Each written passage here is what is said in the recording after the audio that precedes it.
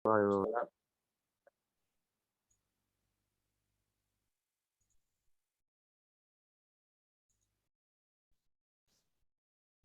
Oke, selamat pagi semuanya. Pagi, Pak. Pagi, Pak. Gimana kabarnya? Sehat semua ya? Alhamdulillah sehat, Pak. Alhamdulillah. Alhamdulillah sehat, Pak. Oke, tanpa nggak kerasa ini masuk kita pertemuan ketujuh ya. Berarti udah 7 minggu, udah hampir setengah semester. Saya harap sih sudah merasa ada perbedaan ya dari pertama kali bertemu sampai 7 semester, 7 pertemuan ini. Jadi jangan, saya harap sih mahasiswa yang saya ajar jangan ada yang selama 1 semester atau selama saya ajar itu merasa nggak ada yang didapat, nggak ada yang dipelajari gitu ya. Karena faktanya banyak yang mahasiswa seperti itu. Kalau kalian tanya-tanya aja beberapa orang yang kalian temui gitu ya, ada yang sampai 4 tahun, bahkan sampai lulus S1 kalau ditanya selama kuliah dapat apa, nggak ada yang didapat, jadi cuma dapat ijazah. Itu banyak orang seperti itu ya. Jadi jangan seperti itu. Jadi kalau udah ngambil memutuskan untuk kuliah ya kuliah yang sungguh-sungguh. Kalau enggak ya mending daripada kalian menghabiskan waktu untuk perkuliahan dan nggak sungguh-sungguh, kalian fokus ke minat kalian atau bidang kalian ya. Mungkin kalian sekarang kan udah banyak apa ya namanya bidang yang bisa ditekuni ya. Kalau fokus ke olahraga ya olahraga, jualan ya jualan. Ya, tapi kalau emang niatnya untuk belajar mengambil ilmu perkuliahan ya diambil dulu semuanya, diselesaikan. Itu diimplementasikan nanti sesuai dengan bidangnya, kompetensinya. Di pertemuan ke-7 ini saya melanjutkan pertemuan sebelumnya. Di pertemuan ke-6 kemarin saya itu ya kita belajar tentang perulangan percabangan lagi, tetapi menggunakan bahasa pemrograman Python. Jangan ada yang nulisnya aja salah, karena masih ada banyak yang nulis Python aja masih kurang tepat ya. Jadi kalau ular Python itu PH ya, PHP, PHY ton gitu ya. Tapi kalau bahasa pemrograman Python itu PY. Udah diingat karena ekstensinya .py. Kalau C++ ekstensinya .cpp. Kalau Java ekstensinya .java. Kalau bahasa pemrograman lain ya sesuai dengan bahasanya. Sebelum saya masuk ke pertemuan ke-7 ini, di pertemuan ke-7 ini nanti kita akan bahas tentang fungsi dalam Python. Saya akan bahas dulu tugas pertemuan ke-6. Mungkin ada beberapa evaluasi dan masukan untuk yang mungkin belum mengerjakan.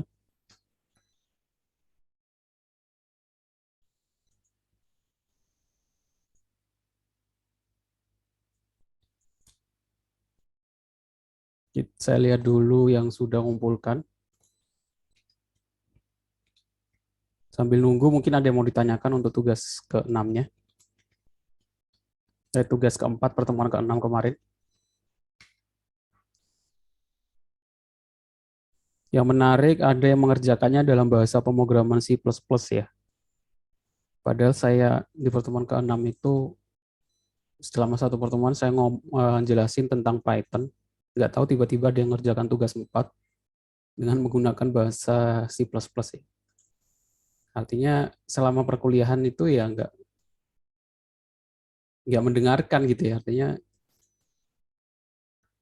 masa salah dalam bahasa pemrograman. Padahal saya tulis di tugasnya itu juga terjelas menggunakan bahasa pemrograman Python.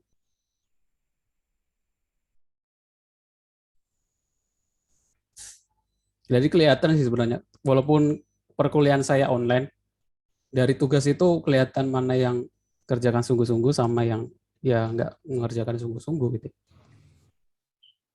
Maaf Pak, bisa di-share-kan nggak? Oh iya, bentar saya share screen dulu.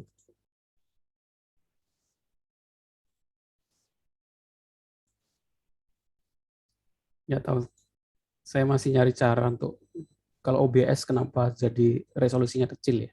Tadi saya lihat webinar menggunakan OBS resolusinya tetap besar. Udah saya cari caranya belum ketemu. Udah kelihatan share screen-nya? Sudah, Pak.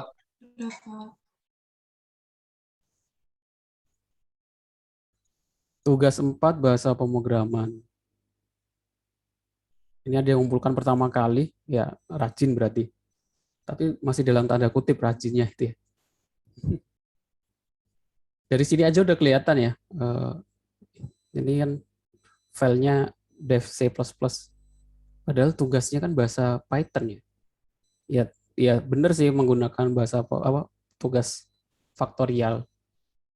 Jadi bahasa pemrogramannya aja.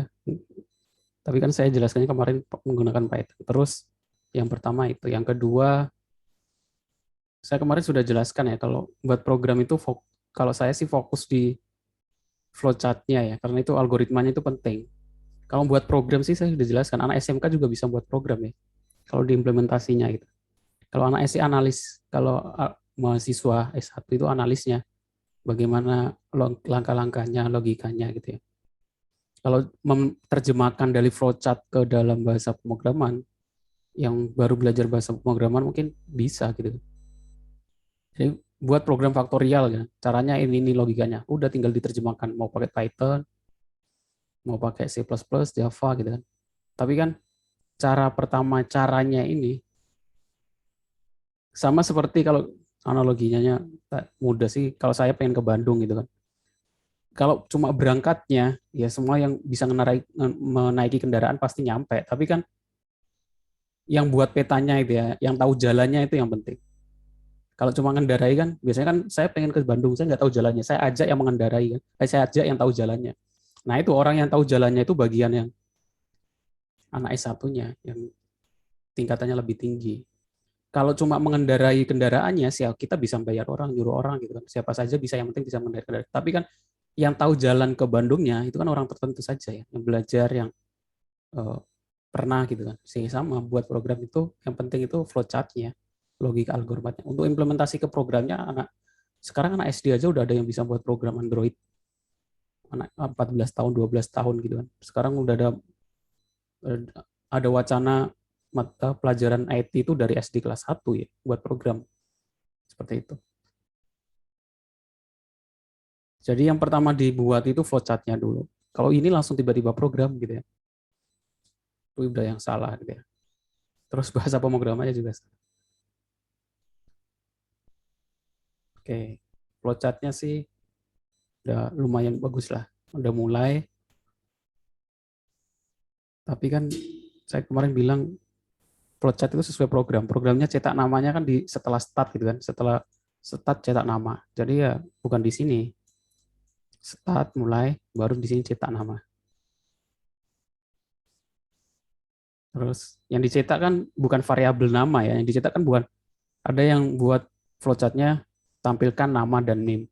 Kan bukan di programnya juga bukan variabel nama kan. Kalau ada variabel nama kita menggunakan variabel nama. Di programnya kan langsung cetak namanya gitu. Budi gitu kan. Ya di sini berarti langsung Budi. NIM berapa, nama Budi, NIM berapa. Langsung ditulis di sini. Maksudnya seperti itu. Ini deklarasi variabel.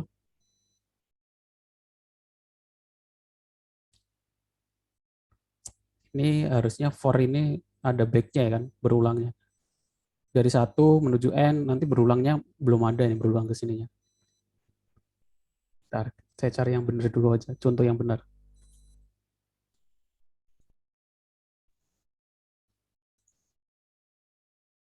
Nah ini juga flowchart-nya nggak salah-salah. Urutannya flowchart dulu ya.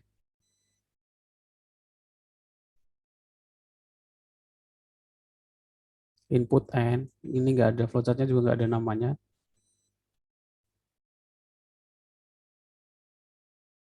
Urutannya flowchart dulu. Ya udah ini yang menuju ke benar ya. Start, tapi belum ada flowchart-nya, belum ada cetak nama dan NIM. IJKLM, deklarasi variabel. Nah ini juga masih Ini apa? For ya? For atau if? For ya? For kan berulang gitu kan. Berulang kan pasti ada dia balik lagi ke atas gitu kan. Harusnya ada panah ke atasnya.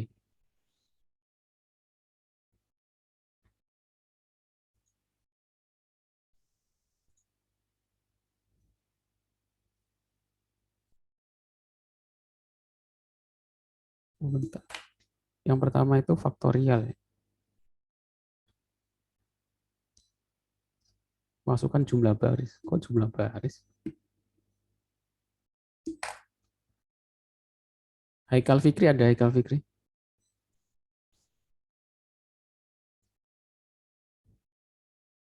Si kurang tepat ya. Saya lihat ada yang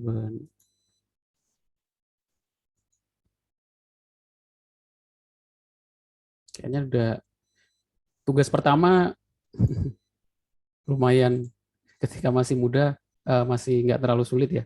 Banyak yang ngumpulin. Tugas kedua udah mulai berkurang, tugas keempat berkurang lagi.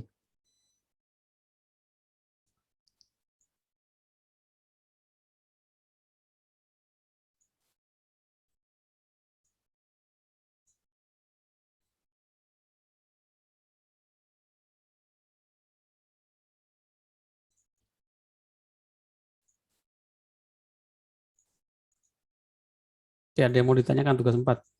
Saya lihat belum ada yang sesuai dengan harapannya. Ada yang ditanyakan?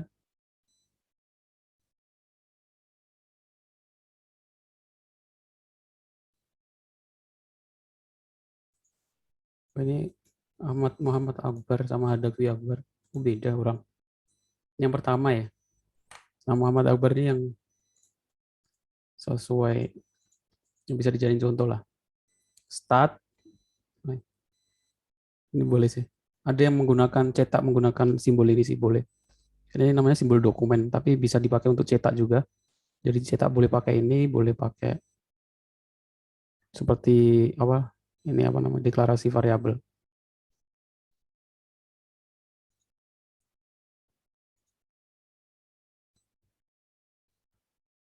For, nah ini yang sesuai ya kayaknya. For i rank i sama dengan n tambah ini. Ini kan ada balik ke atasnya. Berulang terus faktorial. Oke.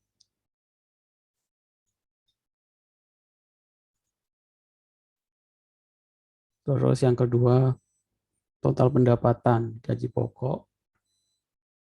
Nah,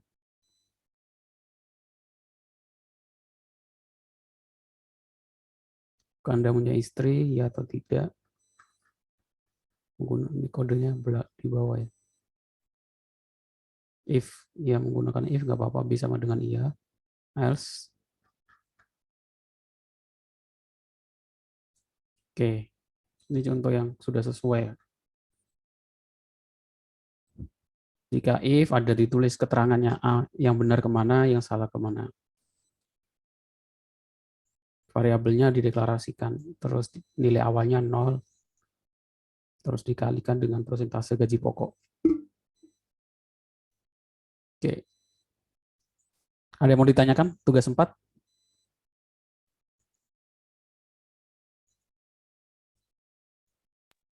Tidak, Pak. Nggak ada. Karena yang mengumpulkan belum banyak. Saya yakin karena masih belum menemukan ini ya. Memang butuh latihan banyak-banyak ya. Ya cara memaksa kalian latihan yang dikasih tugas biar menyelesaikan. Nggak mungkin tiba-tiba langsung selesai dalam satu kali percobaan gitu. Seperti itu ya. Oke, di pertemuan ke-7, saya masuk ke pertemuan ke-7. Saya melanjutkan pertemuan kemarin. Hari ini kita bahas tentang fungsi. Di C++ juga ada fungsi, di Python juga ada fungsi. Fungsi itu apa? Kemarin sudah ada yang nanya, boleh nggak mengerjakannya menggunakan fungsi? Belum boleh karena belum masuk ke materi fungsi. Jadi gambarannya fungsi itu sebuah program yang kita buat dulu, kita kumpulkan dalam satu scope gitu ya. Jadi semuanya saya buat program persegi panjang gitu kan. Saya kan buat kode buat ngitung persegi panjang. Kalau saya pengen pakai lagi, saya nggak perlu nulis lagi kodenya, cukup sekali aja. Terus kita tinggal panggil. Nah, itu namanya fungsi. Untuk mempermudah pemrograman sehingga kita nggak perlu nulis kode yang berulang 2 kali, 3 kali. Fungsi, kalau dalam bahasa Inggrisnya function nih, adalah suatu program terpisah dalam blok sendiri yang berfungsi sebagai subprogram yang merupakan sebuah program kecil untuk memproses sebagian dari pekerjaan program utama.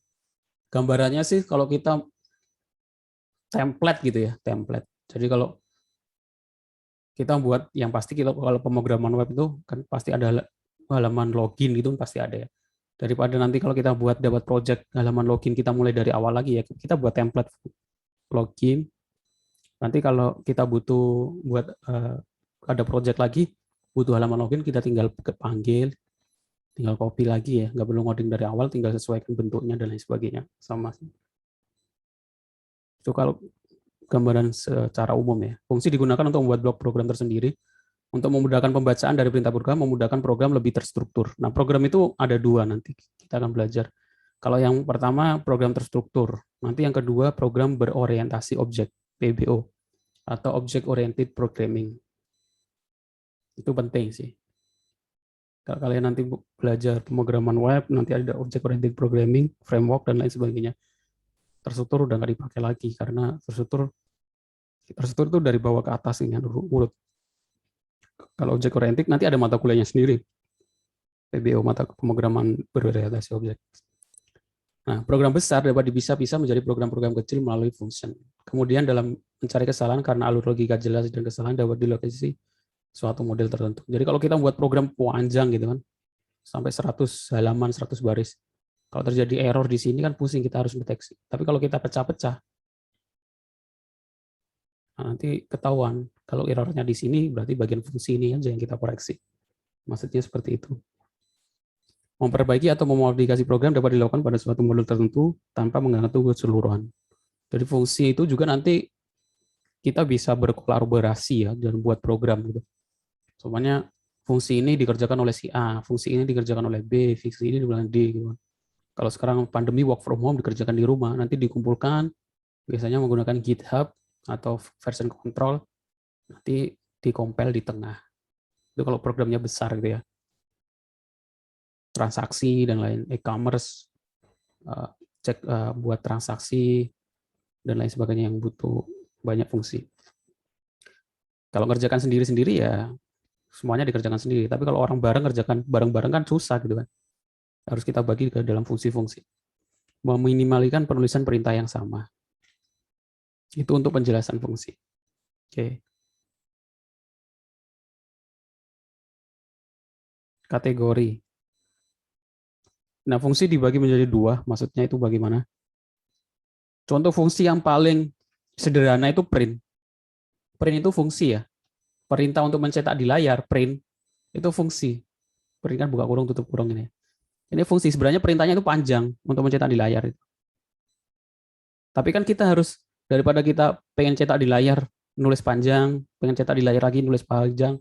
Nah, bahasa pemrograman Python mempermudah dijadikan dalam satu fungsi namanya print. Jadi, kan namanya cetak di layar, otomatis kita gunakan berkali-kali kan, daripada nulis program yang sama berkali-kali. Ya, kita menggunakan bahasa pemrograman Python, kita langsung menggunakan print untuk memanggil fungsi print bawaan dari Python. Karena otomatis kita gunakan berkali-kali. Nah, kategori fungsi itu ada 2. Yang standar library function itu maksudnya fungsi yang sudah dibuatkan oleh Python atau bahasa pemrograman. Contohnya ya tadi ya print, input, op, dan lain sebagainya. Bawaan gitu kan. Sebuah fungsi bawaan itu istilahnya standar library function. Itu kategori yang pertama. Kategori kedua ya fungsi yang kita buat sendiri dalam bahasa pemrograman seperti kasus kita.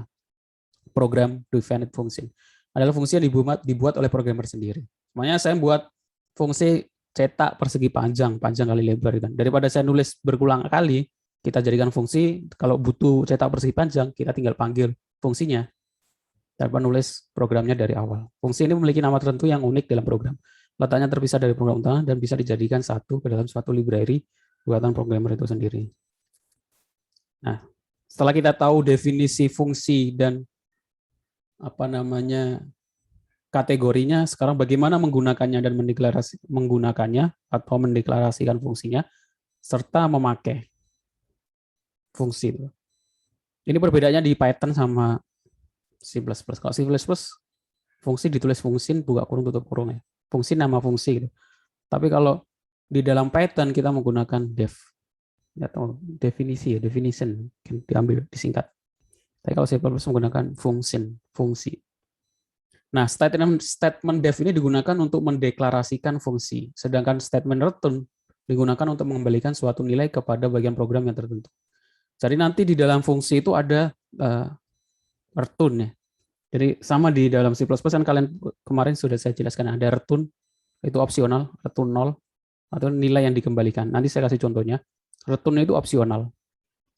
Contoh mendefinisikan fungsi bagaimana?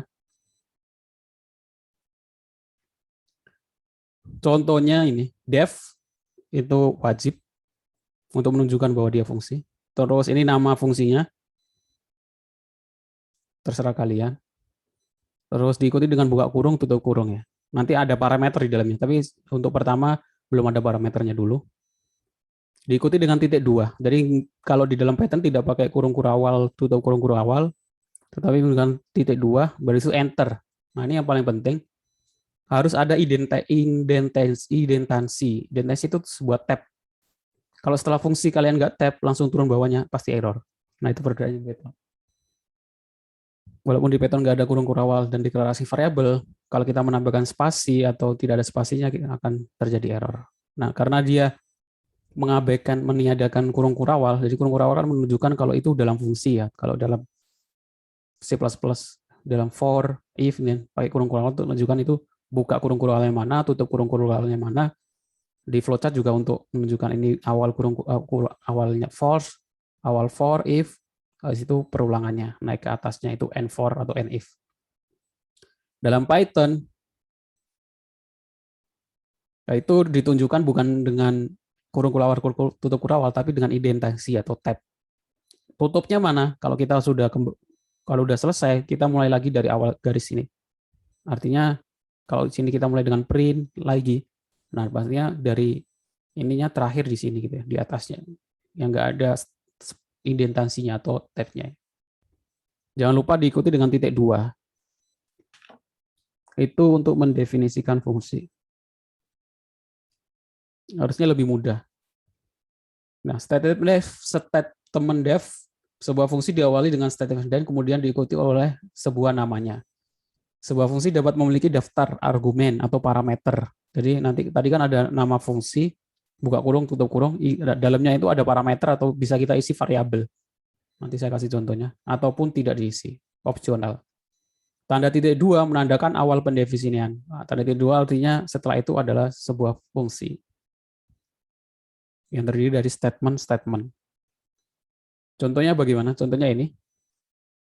Def, nama fungsinya greet, buka kurung, tutup kurung, isi fungsinya adalah mencetak halo.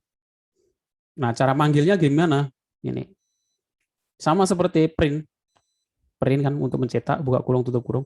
Nah, ini perbedaannya di Python 2 sama Python 3 ya. Kalau kalian cari referensi terus kalian temukan perintah print-nya itu tidak menggunakan buka kurung, tutup kurung, itu Python 2.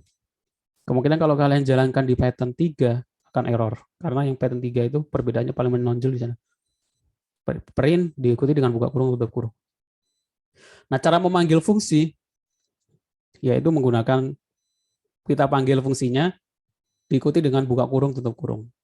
Nanti akan menampilkan apa? Mencetak halo. Oke. Bisa dimengerti? Bisa, Pak. Udah ya. Pak. Karena nanti di pertemuan ini saya akan bahas tugas UTS-nya langsung. Tugas UTS-nya sama tugas kemarin, cuma saya tambahkan harus menggunakan fungsi. Kan sebelum-sebelumnya belum ada fungsi ya. Kalau kita tanpa fungsi nanti akan panjang ke bawah gitu ya. Saya kasih contoh tadi ya. Cetak halo.py.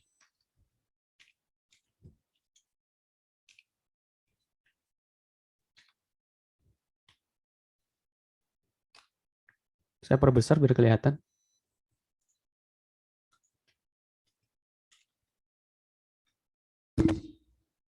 Pertama saya beri komentar ya biar tahu. Mendefinisikan fungsi, deklarasi fungsi. Deklarasi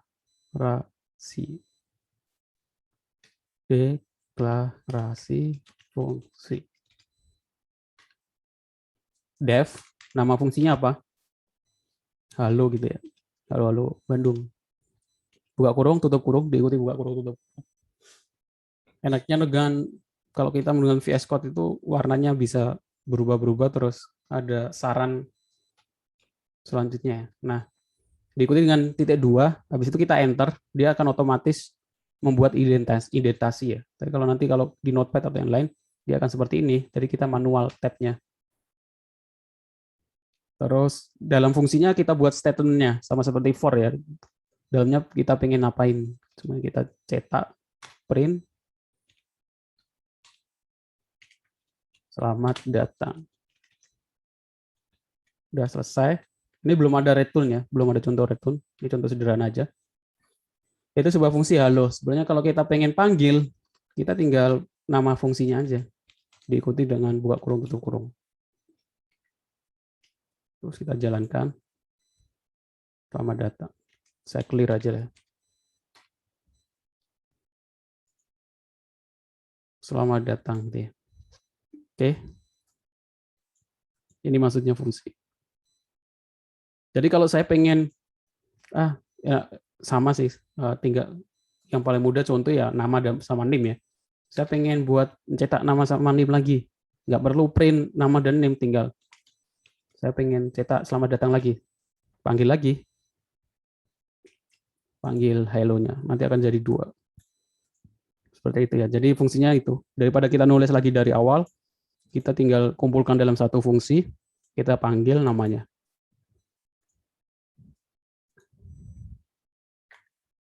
Nah, selanjutnya statement return. Dapat diletakkan di bagian mana saja dalam tubuh fungsi. Tapi biasanya di bagian akhir ya. Statement return menandakan akhir dari pemanggilan fungsi dan akan mengirim suatu nilai balik kepada program yang memanggil fungsi. Statement return bersifat opsional. Artinya jika sebuah fungsi tidak memiliki return, tidak apa-apa. Maka sebuah fungsi tidak akan mengembalikan. Maksudnya mengembalikan nilai itu bagaimana? Langsung ke contoh ya. Maksudnya mengembalikan nilai itu, ini belum. Ini contoh, ini belum ada contoh returnnya ya. Ini contoh cetak biasa seperti tadi, print, boleh. Ini yang parameter ya, contoh ada parameter. Di sini kan belum ada parameternya. Di dalam fungsi cetak kosong, halo TI 21C4. Kita juga bisa, soalnya halonya, halo TI 21C4 pengen dinamis gitu ya. Ini pengen masukan dari user gitu kan. Kita bisa buat masukkan ke dalam parameter nama. Cetak parameter nama, nanti print halo plus nama. Jadi cetak kita masukkan, yang kita pengen ucapkan halo itu siapa di sini. Seperti itu. Jadi kalau seperti ini kita bisa gonta-ganti namanya itu siapa ya. Jadi kalau ini kan tetap. Ini contoh dari parameter. Parameter di dalam fungsi.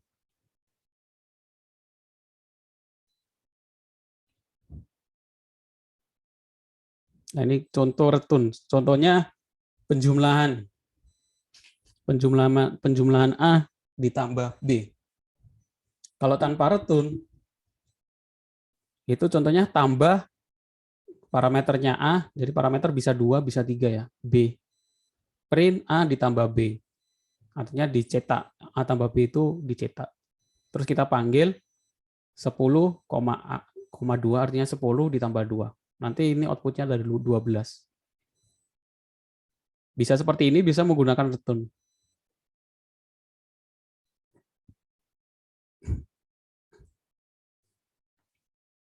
Nah, return ini kan belum ada printnya. Jadi kita printnya kita tambahkan di dalam fungsi. A ditambah B, kita masukkan ke dalam C, C-nya kita balik return. Nah, habis itu di sini tambah 10,2 kita cetak. Ini juga outputnya 12 sama.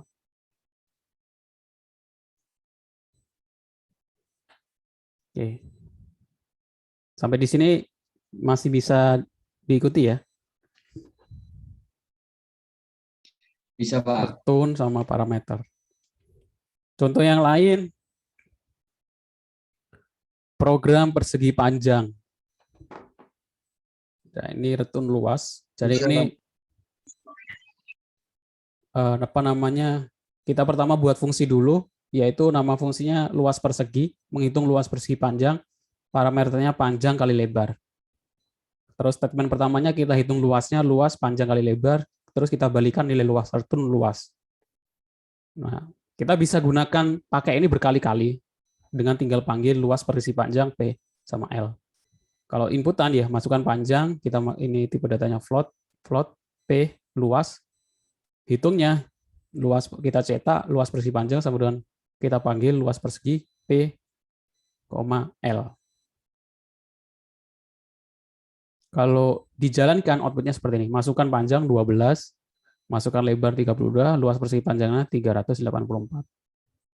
Jadi kalau kita pengen buat program luas persegi panjang lagi, kita nggak perlu, kalau dalam satu file ya, kita nggak perlu buat kode dari awal lagi, tinggal kita panggil luas persegi panjang, diikuti dengan parameternya, PL.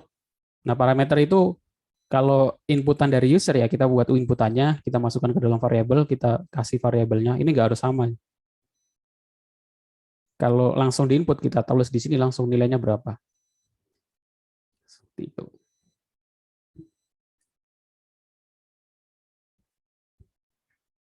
Oke. Ada yang mau ditanyakan? Belum ada?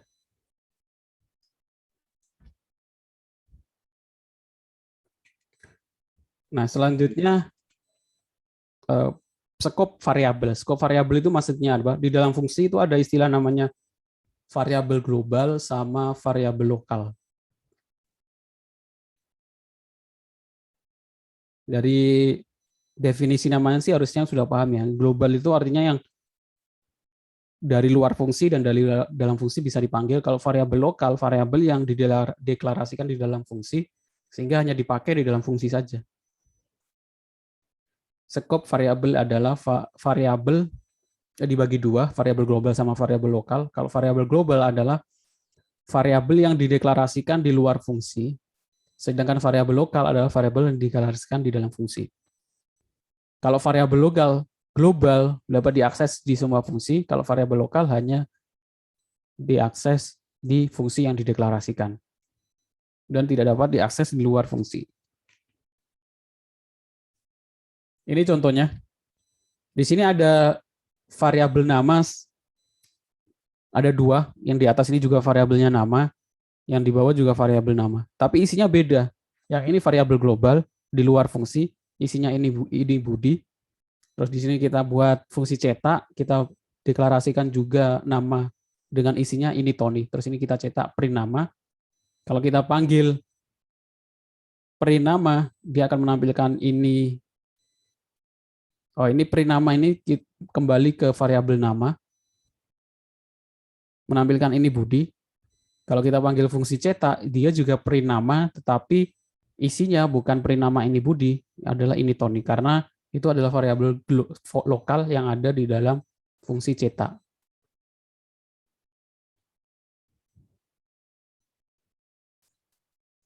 Seperti itu. Jadi ada definisi variabel global dan juga definisi variabel lokal. Definisinya seperti itu. Nanti tugasnya kalian implementasikan di tugasnya, di UTS-nya.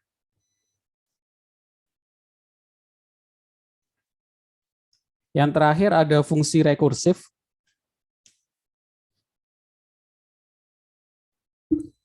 Kalau di dalam if atau for kan ada nested if ya istilahnya. Atau if di dalam if atau nested for di dalam for. Kalau fungsi, ada istilahnya rekursif fungsi. Fungsi rekursif yaitu fungsi di dalam fungsi. Tambah pusing lagi ya. Maksudnya bagaimana? Maksudnya adalah ada fungsi, terus di dalamnya juga memanggil dirinya sendiri. Memanggil fungsi yang dia panggil fungsinya diri sendiri.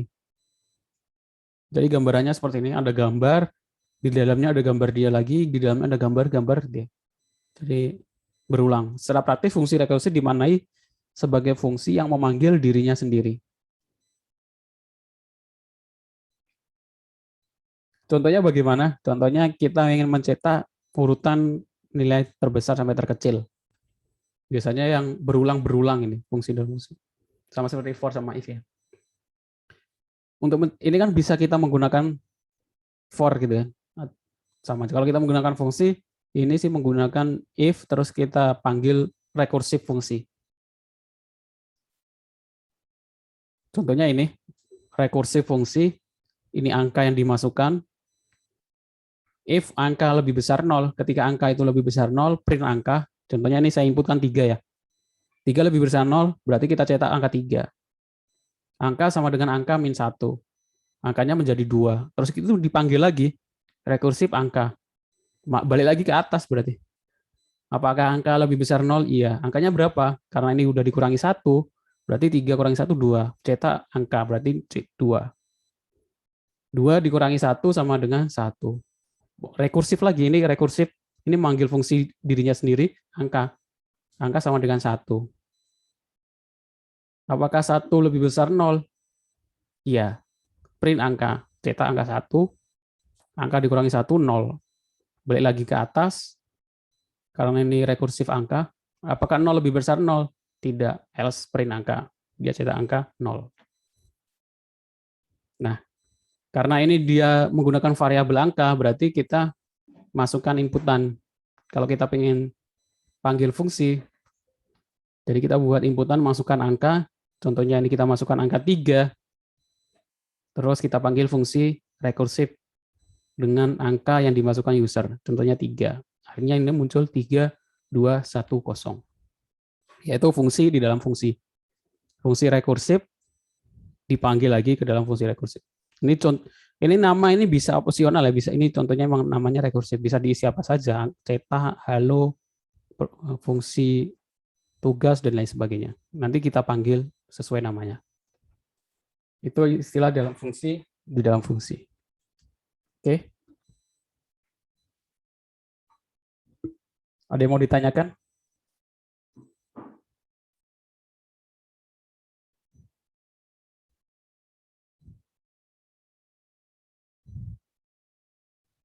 Pak, saya mau nanya, Pak. Iya. Berarti kalau misalnya function itu bisa menggantikan fungsi dari for ya, Pak? Perulangannya. Oh iya, kalau fungsi dalam fungsi ini ya. Karena dia berulang. Kalau kalian cari contoh rekursif fungsi, nanti contoh-contohnya kebanyakan Fibonacci, terus angka faktorial gitu. Yang berulang-berulang. Oke. Ada lagi yang mau ditanyakan?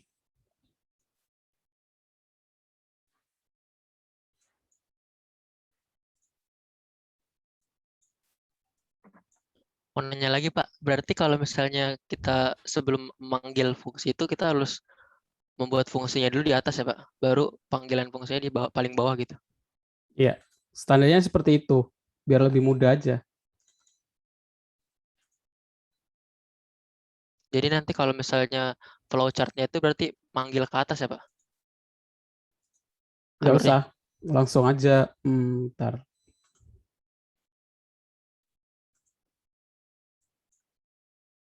Deklarasi fungsi.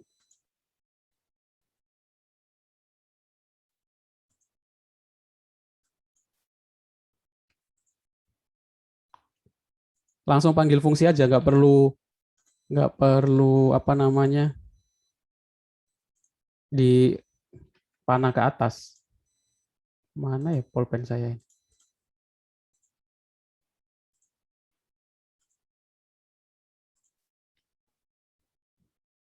Kayak kita kalau print kan biasanya Karena ada biasanya print gitu kan.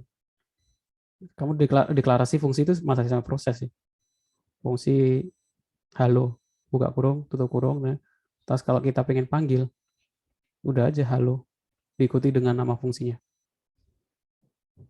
Paham maksudnya ya? Paham, Pak. Ya. Sebenarnya di sini ada print ya. Print itu kan fungsi.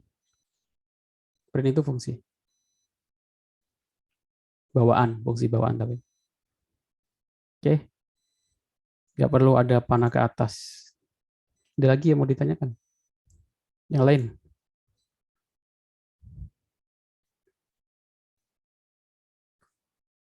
Sebelum saya bahas soal UTS-nya, saya sih soal UTS saya kasih langsung. Jadi kalau kemarin ada yang, Pak saya minta perbaikan nilai UTS. Nggak bisa, maksudnya gimana ya? Saya itu UTS-nya bukan suatu soal dadakan masalahnya. Saya UTS itu saya kasih di pertemuan ke-7, saya kasih soalnya. Jadi kalau ada nih, Pak perbaikan nilai, ya nggak ada, maksudnya karena udah bukan sesuatu yang mendadak terus kalian harus ngerjain mendadak gitu kan. Kecuali kalau mungkin ada dosen lain yang soalnya mendadak dikasih waktu ada yang bahkan cuma 2 jam gitu kan, 3 jam gitu kan. Kalau saya sih dari pertemuan 7 saya kasih soalnya, terus ada yang dia nggak, kalau perbaikan nilai mungkin kalau saya belum ikut UTS itu masih bisa ya, berarti belum ikut UTS. Tapi udah ikut UTS, ada yang udah ikut UTS, udah ikut UAS, nilainya kecil, dia belum puas. Ya udah nggak bisa, kesalahannya ya karena dia nggak sungguh-sungguhannya nggak bisa diulang gitu kan. Aturan saya sih seperti itu. Jadi yang ya kerjakan sungguh-sungguh, jadi nggak ada perbaikan. Karena udah saya kasih, contohnya juga saya sebelum waktunya juga panjang. Jadi kesalahannya harusnya di kalian. Terus UTS-nya apa? UTS-nya saya kasih, ini soal yang beda ya. Soal 1, soal 2 mungkin cuma 3 soal. Soal 3, soal 1 mungkin tugas 3, soal 2 tugas kemarin, tugas 4. Nah, soal 3 sama seperti soal kemarin. Soal ini, tapi pengerjaannya gunakan fungsi minimal ada 3 fungsi. Kemarin kan kalian ngerjakan, yang sudah ngerjakan ini kan lurus dari atas ke bawah kan. Proses tunjangan suami dihitung, ditanya apakah ada istri, dihitung. Kalau nanti soal yang ketiga ini tetapi harus ada syaratnya menggunakan 3 fungsi. Jadi ada fungsi. Kalau 4 boleh semuanya dijadiin fungsi, jadi nanti program utanya cuma tinggal panggil soal 4 itu juga boleh. Terus inputan gaji pokok dari situ. Inputkan gaji pokok.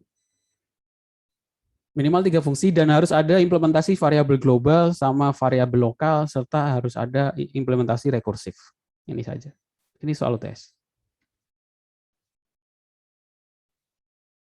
Oke.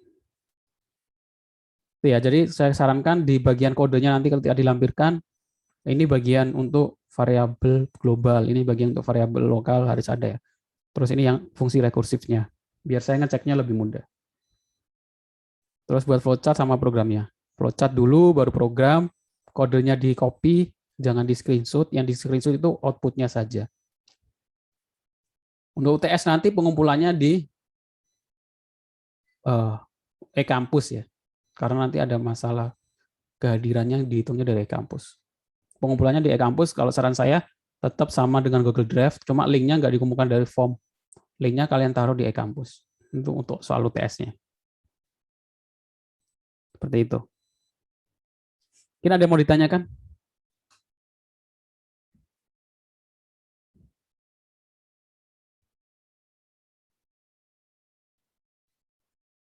Nggak ada? Untuk pengumpulannya, Pak. Ya, nggak. Tugas melalui email dan melalui link. Untuk UTS-nya berarti bentuknya flowchart dengan bukti screenshot aja, Pak. Untuk UTS sama, pengerjaan UTS sama seperti pengerjaan tugas kemarin.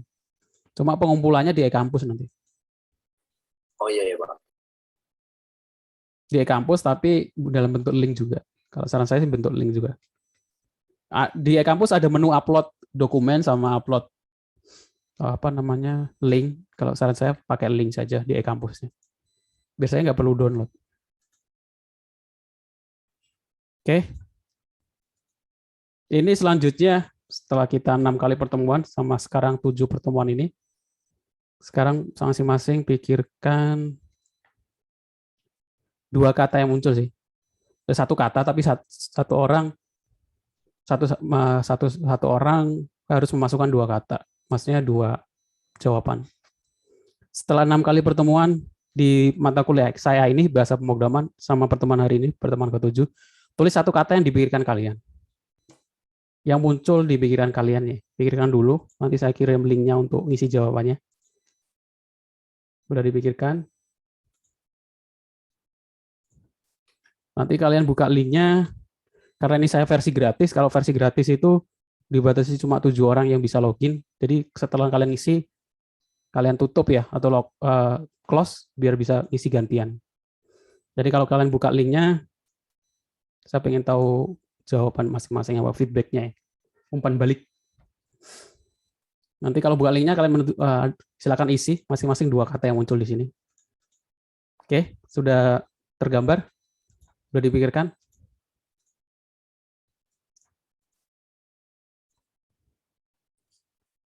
Linknya saya taruh di Zoom web chat. Sama saya taruh di bahasa pemrograman grup WhatsApp.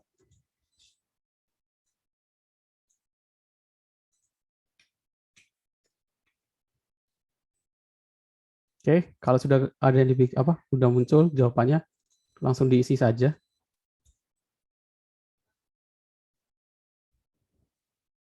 Oke, sudah ada. Kalau sudah ngisi langsung di logout ya, karena saya versi gratis yang bisa login 7 orang, jadi gantian. Rumit, seru, menyenangkan.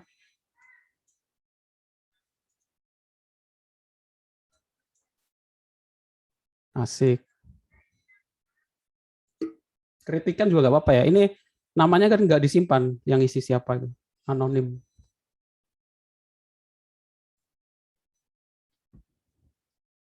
Lebih mudah C++.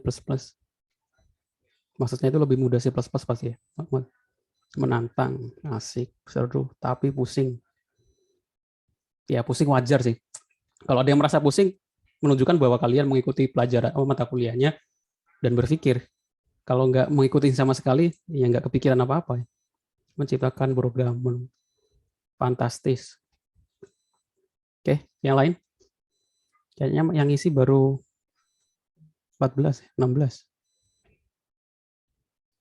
Enak. Lebih mudah. Python.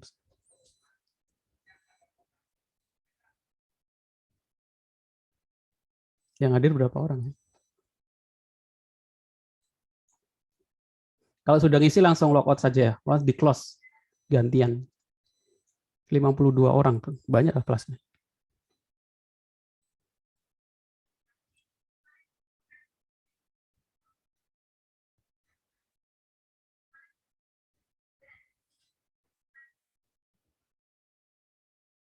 Belum semuanya ngisi.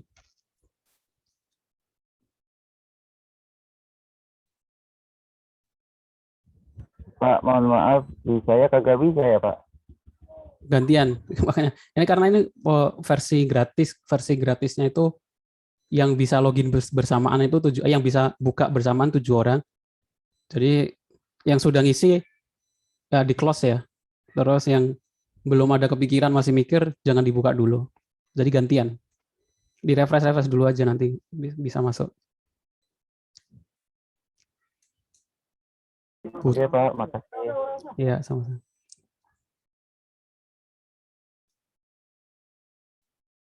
Makin penasaran, harus sabar. Ya, emang harus sabar.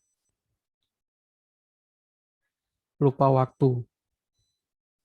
Ya, kalau belajar emang kadang sehari saja nggak cukup ya. Saya kadang menemukan error itu bisa 2 hari nggak menemukan solusinya.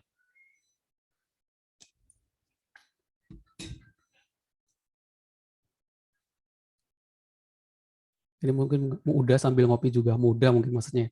Ya, Lebih enaknya kalau online itu kalian bisa perkuliahan nggak harus mandi dulu, nggak harus berpakaian juga, nggak harus rapi, harus sambil makan juga bisa.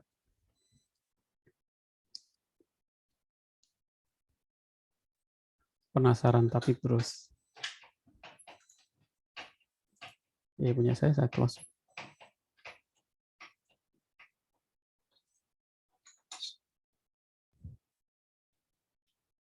Adit. Adit apa ya? Ada yang tipu ya?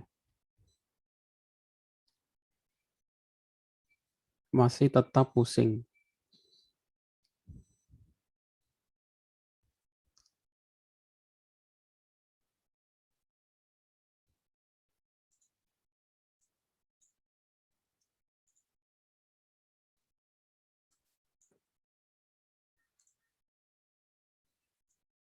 Meledak. Berasa jadi cracker.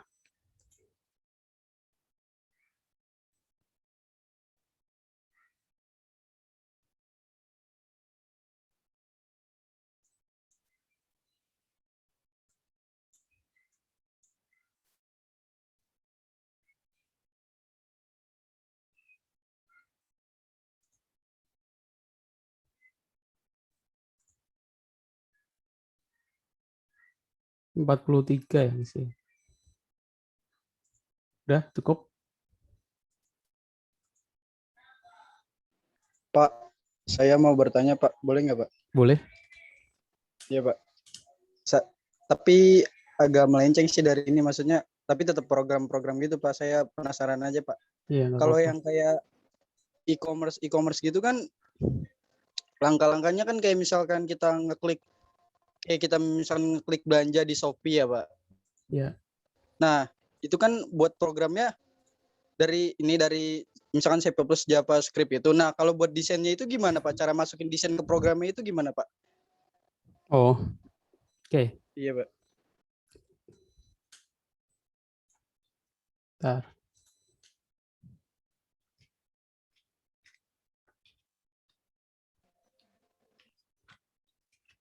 Saya buka dulu.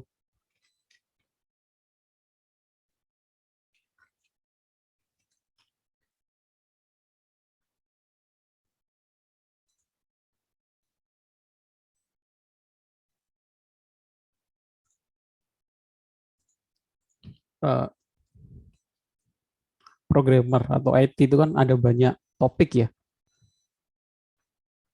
Ada yang di development, pembuatan program. Ada yang di dataset, analis data. Terus ada yang di bagian database administrator, mengolah data. Terus ada yang bagian security ngurusin di bagian keamanan dan lain sebagainya. Terus ada juga yang di server gitu ya, DevOps istilahnya server. Sekarang ada istilah apa namanya virtual server, serverless dan lain sebagainya. Itu bagian program. Ini topik-topik ya, spesialisasinya ada banyak. Jadi nggak bisa kita bisa paham semuanya. Kalian harus pikir nanti fokusnya di mana. Nah, kalau di bagian development, nanti ada pembuatan program dan lain sebagainya. Terus ada pengujian sistem, QA, Quality Assurance, program, fokus di pengujian program. Nah, kalau di development, pembuatan program itu nanti dibagi. Ada front end, FA istilahnya. Terus ada back end BE, lowongannya BE gitu istilahnya, kodenya. Terus ada full stack. Full stack itu yang dianggap bisa FA sama BE, back end sama front end.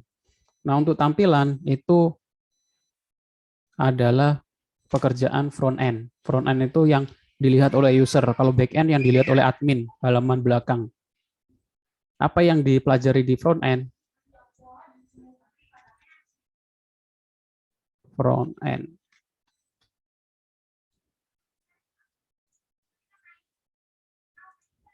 Front end itu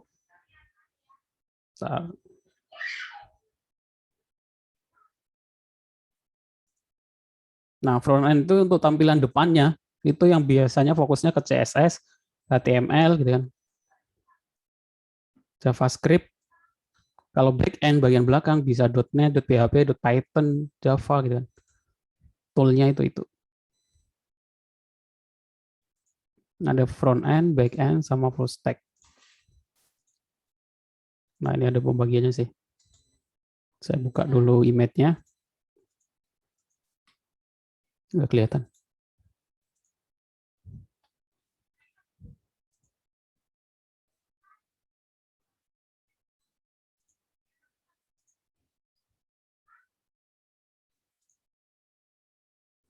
Jadi seperti itu. Yang untuk tampilan itu istilahnya front end.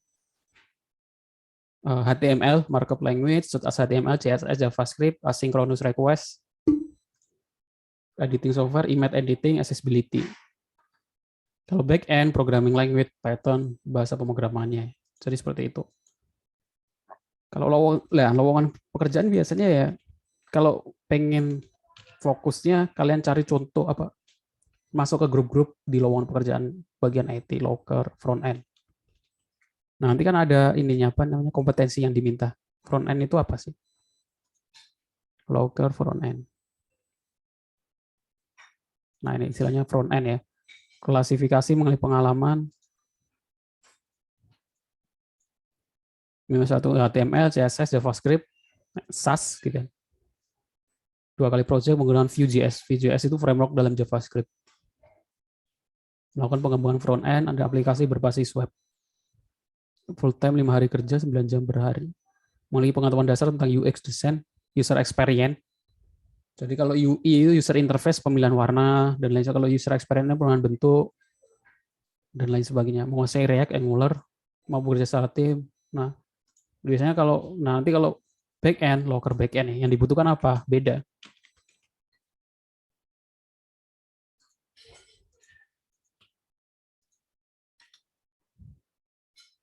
Biasanya ini sih. Jadi satu, front and back end lowongannya.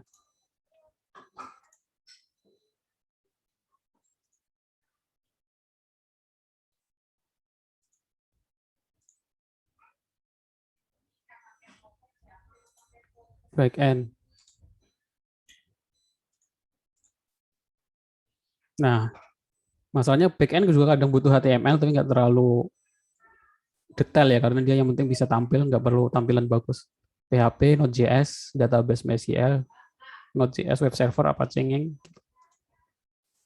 Maksudnya seperti itu. Perbedaannya di sana. Apa maksudnya ya? Kalau Paham Pak. kalau Iya, Eka, saya buka Shopee ya. Saya buka Shopee. Ini kan tampilan front end ini. Jadi FE yang mikirin bentuk, warna, ini bisa geser, itu FE. Programmer itu yang tampilan belakang. Karena admin Shopee kan biasanya /admin gitu kan kalau halaman. Nah, itu tampilan belakang. Yang dia login sebagai admin yang bisa ngedit, delete, punya ini apa namanya? Hak akses lebih gitu kan. Terus kalau back end ngurusin, kalau saya klik in fashion, dia bisa muncul kategori fashion semuanya. Nah, itu back end, mikirin programmingnya bagaimana. Terus kalau saya kaos gitu kan. Kasuh, salah nulis. Tas lempang wanita. Nah, back end yang mikirin bagaimana menampilkan kalau saya klik harga yang paling rendah ke harga yang paling tinggi. Kalau front end mikirin kalau tampil kotaknya ukurannya sekian, terus ini ada apa namanya bintangnya, apa ratingnya. Kalau back end yang bisa ngumpulin nampilin ini, terus jumlah yang terjual itu berapa, back end. Nanti database yang ngurusin datanya biar update-nya bagaimana, keamanannya bagaimana. Nanti ada pengujian juga, tim pengujian QA, loker, quality assurance. Itu juga bagian IT juga. Nah, karena quality control biasanya produk ya, quality assurance biasanya perangkat lunak. Quality assurance.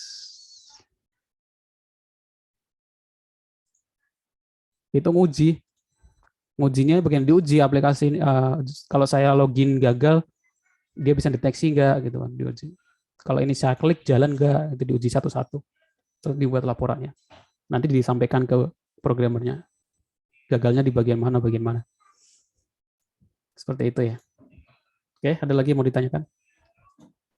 Baik Pak, terima kasih Pak. Sama-sama.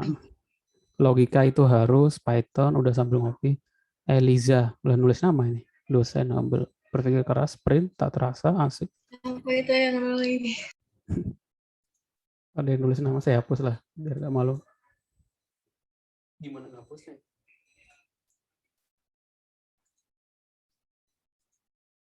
Adit. Oke, ada yang Mas mau ngisi lagi? Nanti saya share. Saya screenshot, saya share di grup.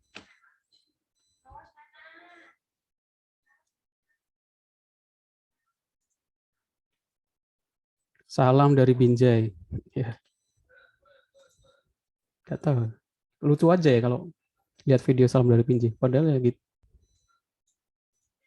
Gitu-gitu aja. Nah, share. Oke, ada lagi yang mau ditanyakan? Pernah bikin APK Android? Iya, bagus. Aplikasi Android. Nah, itu nanti mata kuliah pemrograman mobile ya.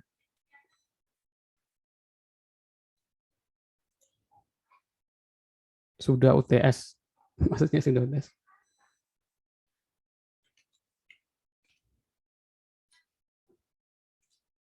Oke, ada lagi yang mau ditanyakan?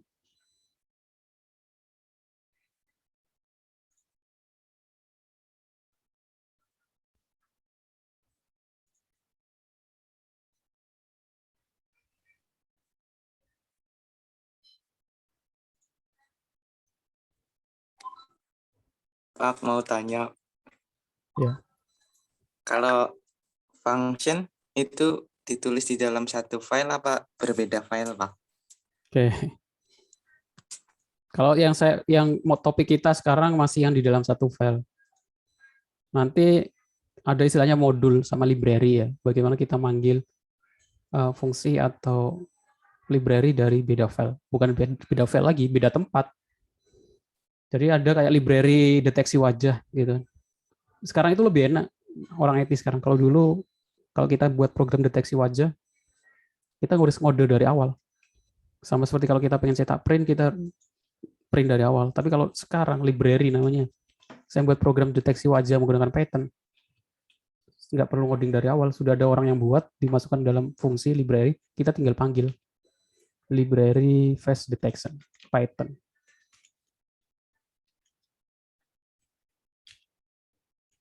Jadi tinggal kita panggil, udah kita tinggal implementasikan di program kita. Nggak perlu ngoding dari awal. Kayak gini, dalam Python bisa cuma berapa baris. Face recognition with Python, saya kasih contoh.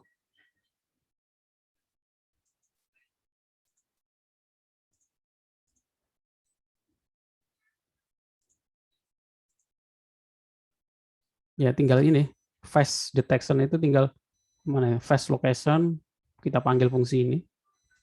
Terus tinggal dijalankan, mana ya hasilnya. Kalau dulu orang tinggal ngoding dari awal semuanya. Dan inputannya gambar, wajah, terus dia bisa deteksi. Nah, langsung. Ini wajah, ini wajah. Ini cuma 50 baris. Berapa baris dia? Nggak panjang. Kalau kita ngode dari awal dulu, di beberapa kampus negeri biasanya, karena nggak boleh pakai library. Kalau pengen deteksi wajah pakai Python, ngode dari awal. Kalau kampus-kampus kayak PB gitu ya, nggak apa-apa lah pakai library. Jadi sekarang sih dengan adanya YouTube sih sangat membantu ya. Dulu sih masih, kalau waktu saya kuliah, masih awal-awal YouTube belum banyak resource. Sekarang ini aja, learn Python OpenCV ya, library untuk deteksi wajah OpenCV. 3 jam langsung belajar. Video 3 jam, project langsung jadi. Seperti itu.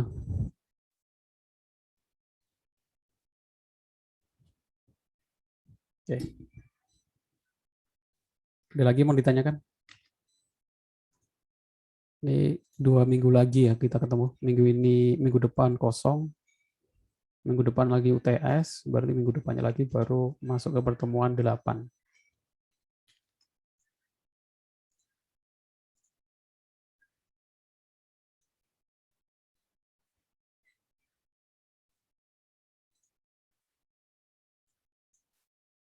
Masih penuh.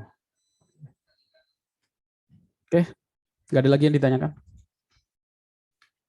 Kalau nggak ada, saya cukupkan perkuliahan kita hari ini. Ini UTS-nya ya. Jadi kayaknya cuma 3 soal ya. Yang pertama mungkin cetak segitiga, kedua itu yang penting tugas, yang 2 nomor itu tugas sebelumnya yang sudah kalian kerjakan. Yang 3 ini soal ketiga ini yang ya kalian sudah kerjakan juga tugas 4, tapi saya tambahkan harus menggunakan 3 fungsi ya. Terus harus ada variabel global sama variabel lokal. Sama rekursif, manggil fungsi dalam fungsi. Itu saja. Oke, kalau nggak ada pertanyaan lagi, saya cukupkan pertemuan kita hari ini. Saya mohon maaf kalau ada salah-salah kata. Saya akhiri. Assalamualaikum warahmatullahi wabarakatuh. Waalaikumsalam. Waalaikumsalam warahmatullahi wabarakatuh. Terima kasih, Pak. Assalamualaikum warahmatullahi wabarakatuh.